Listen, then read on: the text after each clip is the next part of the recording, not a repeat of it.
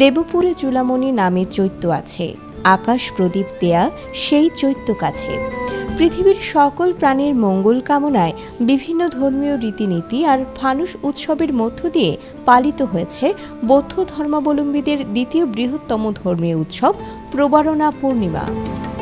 মহামতি গৌতম বুদ্ধ নির্বাণ লাভের পর আষাঢ়ী পূর্ণিমা থেকে আশ্বিনী পূর্ণিমা তিথি পর্যন্ত ৩ মাস বর্ষাবাস শেষে প্রবারণা উদযাপন করেন। সেই থেকে বৌদ্ধ ধর্মীয় গুরুরা বর্ষাবাস শেষে দিনটি উদযাপন করে আসছেন। গৌতম বুদ্ধের কেশধাতুকে উদ্দেশ্য করা আমরা প্রবারণা যে উদযাপন করে থাকি, ফানুস উত্তোলন করে থাকি এবং আমরা ৩ মাস বর্ষাব্রত অনুষ্ঠানের মধ্য দিয়ে ভিক্ষু সংঘরা যে বর্ষাব্রতের সমাপ্তি ঘটে এবং পাশাপাশি দায়ক সংঘরা তারা যারা ধর্মীয় বৌদ্ধ নরনারী আছেন তারা শীল সমাধি প্রজ্ঞায় রত থেকে তারা কুশল কর্ম সম্পাদন করেন।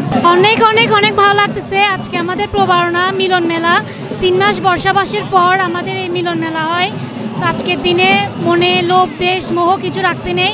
আজকে সবাইকে প্রবারণা পূর্ণিমার শুভেচ্ছা।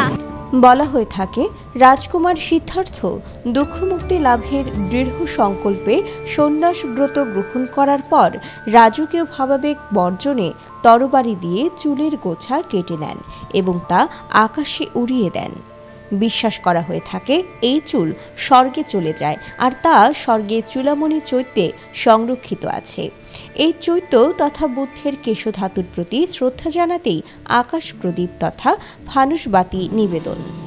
আমাদের ভগবান বুদ্ধ যখন তার বুদ্ধত্ব লাভের জন্য যখন সংসার ত্যাগী হয়েছিলেন তখন তার চুলগুলো তিনি কেটে উড়ে দিয়েছিলেন। তখন এই চুলগুলা আমরা বিশ্বাস করি যে চুলগুলো হচ্ছে আমাদের যে দেব ব্রহ্মা আছে এবং ওখানে আছে এবং আমরা ওই জন্যই মূলত ওই উদ্দেশ্য করে আমরা ফানুসগুলো উড়াই।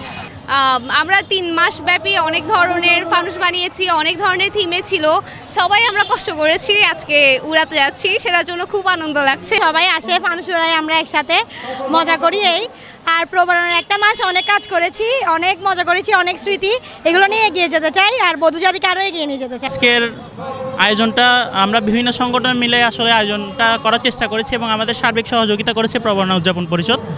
তো প্রবারণা উদযাপন পরিষদের তত্ত্বাবধানে এবং আমাদের যতগুলো সংগঠন আছে চট্টগ্রামের মধ্যে সকলের সহযোগিতায় আমরা আজকের আয়োজনটা করেছি। প্রবারণার দিনটি মূলত আত্মশুদ্ধির দিন। নিজের সকল পাপের ক্ষমা চেয়ে অকুশল ত্যাগ করে যা কিছু মঙ্গলময়, সত্য, শুভ, কল্যাণকর তাকে বরণ করে নেয়ার দিন। পারস্পরিক ভালোবাসায় ভ্রাতৃত্বে গড়ে উঠুক মানবিক পৃথিবী। প্রবারণার দিনে এমনটাই প্রত্যাশা সবার।